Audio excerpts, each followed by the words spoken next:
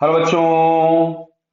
Question में लिखा है boy is walking away from a wall with a speed 1 metre per second direction perpendicular to the wall as he walks he blows the whistle an observer towards whom the boy is walking hears 4 beats per second।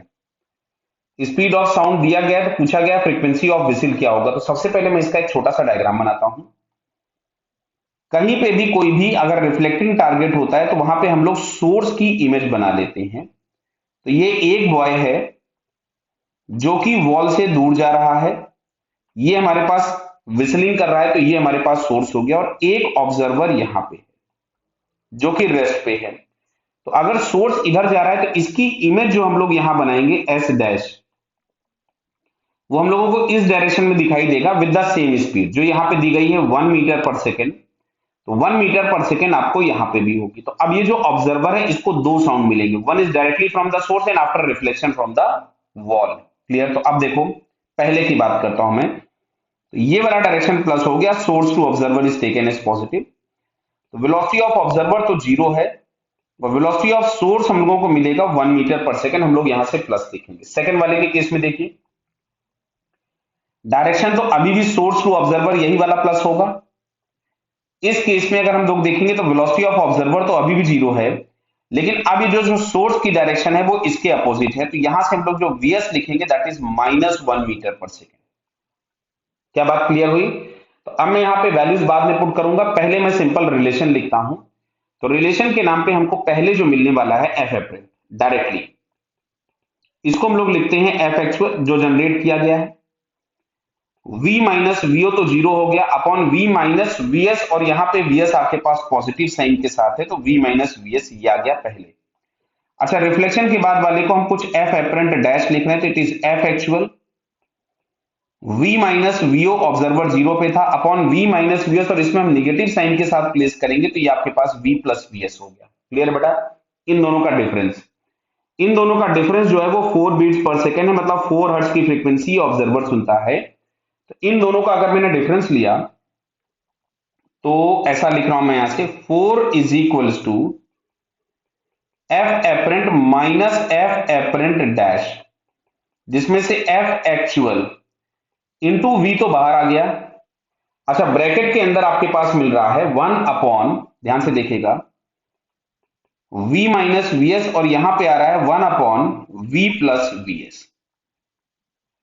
Clear है बेटा? जहां पे VS का magnitude हम लोगों को रखना है क्योंकि हम साइन पुट कर चुके थे और वीएस बराबर था 1। क्लियर है? अब सुनो, यहां पे हम बाइनोमियल अप्रोक्सीमेशन लगा दें क्योंकि हम लोगों को पता है कि जो वेलोसिटी 1 है, मतलब ये जो वीएस है वो इस v के कंपैरिजन में बहुत छोटा है, क्योंकि v आपके पास 340 मीटर पर सेकंड दिया गया और वीएस दिया है 1। तो इसको मैंने लिख दिया एफ एक्चुअल इंटू वी।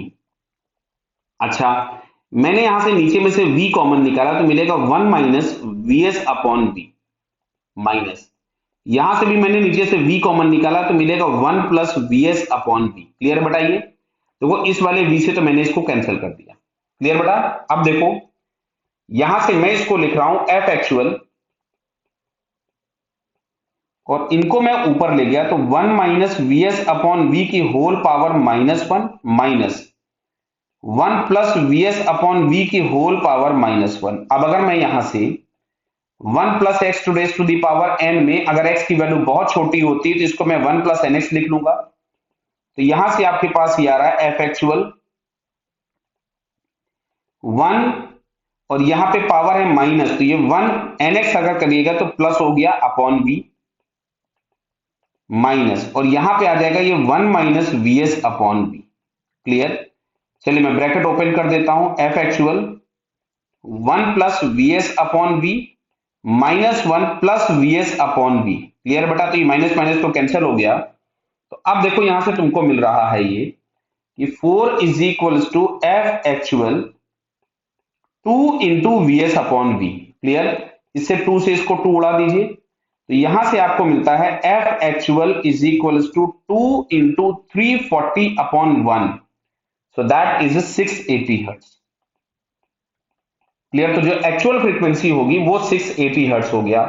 तो बेटा इस तरीके जहां कहीं पे भी क्वेश्चन होंगे स्पेशली डॉपलर में आपको इस तरह के बाइनोमियल अप्रोक्सीमेशंस यूज करने पड़ेंगे so it's answer is 680 hertz. Okay बेटा, ऑल द बेस्ट।